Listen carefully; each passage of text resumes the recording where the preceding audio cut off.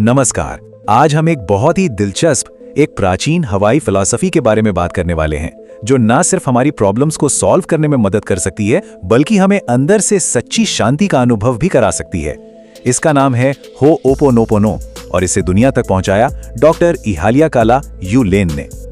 कभी ऐसा महसूस हुआ है कि कहीं फंस गए हैं, एकदम स्टक, चाहे वो कोई रिश्ता हो, करियर की बात हो या फिर बस एक बेचैनी जो जाती ही नहीं। ये एक ऐसी फीलिंग है जिससे हम सब कभी ना कभी गुजरते हैं, और यहीं पर ये फिलॉसफी काम आती है।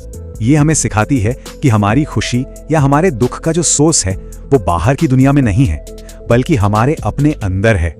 और ये सोचना ही अपने आप में कितना पावरफुल है ना, कि अपनी दुनिया बदलने की चाबी हमारे ही पास है। तो आखिर ये हवाई प्रैक्टिस है क्या जो इतनी बड़ी बात कह रही है? इसका नाम है होओपोनोपोनो, और इसका पूरा सार सिर्फ 4 बहुत ही सिंपल लेकिन उतने ही गहरे सवालों में छिपा है। तो चलिए इसके बेसिक फ्रेमवर्क को समझते हैं।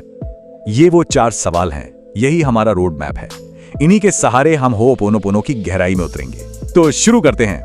पहला सवाल शायद सबसे जरूरी सवाल है, मैं कौन हूं?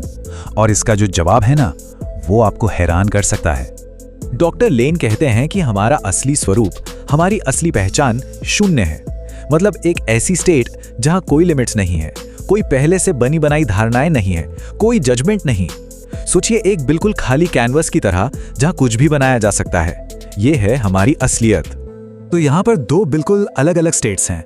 एक तरफ है शून्य की आजादी और दूसरी तरफ है मेमोरी का बंधन। ज्यादातर वक्त हम इस मेमोरी वाली स्टेट में जीते हैं। मतलब हमारे पुराने अनुभव, हमारी प्रोग्रामिंग, ये सब हम पर हावी रहते हैं, और असल में हमारी सारी प्रॉब्लम्स की जड़ यही है। ठीक है, तो अब हम ये समझ गए कि हम असल में कौन हैं। तो अब अगले 2 सवालों पर आते हैं जो प्रॉब्लम की पूरी डेफिनेशन ही बदल देते हैं। आखिर प्रॉब्लम है क्या, और वो है कहां? होओपोनोपोनो कहता है कि कोई भी प्रॉब्लम बाहर नहीं है, ये बस हमारे सबकॉन्शियस माइंड में, हमारे अवचेतन में चल रही एक पुरानी मेमोरी या एक प्रोग्राम है। बिल्कुल एक टूटे हुए रिकॉर्ड की तरह, जो एक ही जगह पर अटक गया है और बार बार वही गाना बजा रहा है। और ये सोचना ही कितना क्रांतिकारी है ना? अगर सारी प्रॉब्लम्स हमारे अंदर हैं, तो इसका सीधा सा मतलब है कि उन्हें ठीक करने की पावर भी हमारे ही अंदर है। सारा कंट्रोल हमारे पास है। तो सवाल ये उठता है कि इन अंदरूनी मेमोरीज को हम साफ कैसे करें? इसका जवाब है एक बहुत ही सिंपल लेकिन पावरफुल प्रैक्टिस में, जिसे कहते हैं क्लीनिंग। इसका सबसे पहला और सबसे जरूरी स्टेप है 100% जिम्मेदारी लेना। इसका मतलब यह है कि हमारी लाइफ में जो कुछ भी हो रहा है, अच्छा या बुरा, उसकी जिम्मेदारी हमारी है। क्यों? क्योंकि वो हमारी ही अंदरूनी मेमोरीज का रिफ्लेक्शन है। और ये कोई ब्लेम गेम नहीं है, ये पावर को वापस अपने हाथ में लेना है। क्लीनिंग का मतलब ये नहीं है कि उस मेमोरी को बैठकर एनालाइज करें या समझें कि वो क्यों है। नहीं, ये तो बस अपने अंदर की डिवाइन पावर से एक रिक्वेस्ट है, एक प्रार्थना है कि इसे मिटा दिया जाए। ठीक वैसे ही जैसे हम कंप्यूटर से कोई करप्ट फाइल डिलीट कर देते हैं। और इस क्लीनिंग प्रोसेस को शुरू करने के टूल्स बहुत ही आसान हैं। बस मन ही मन कुछ फ्रेजेस दोहराने हैं, जैसे आई लव यू और थैंक यू। ये शब्द सीधे आपके अंदर की डिवाइन पावर से और उन मेमोरीज से बात करते हैं जिन्हें साफ करने की जरूरत है। तो अब हम जानते हैं कि क्लीनिंग करनी कैसे है। लेकिन अब जो बात मैं बताने वाला हूं, वो इस प्रैक्टिस का सबसे गहरा और सबसे पावरफुल हिस्सा है।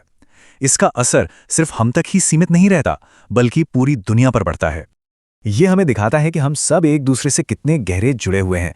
जब कोई अपने अंदर की किसी मेमोरी को क्लीन करता है, तो वो सिर्फ अपने लिए नहीं करता, वो उसे सबकी कलेक्टिव चेतना से, सामूहिक चेतना से मिटा देता है। मतलब आप असल में दुनिया को हील कर रहे होते हैं। सोचिए, ये कितना बड़ा आइडिया है। ये हर एक इंसान को दुनिया में शांति लाने की जबरदस्त पावर और जिम्मेदारी देता है।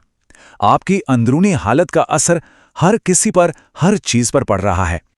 तो मैं इस पूरी बात को एक सवाल पर खत्म करना चाहूंगा।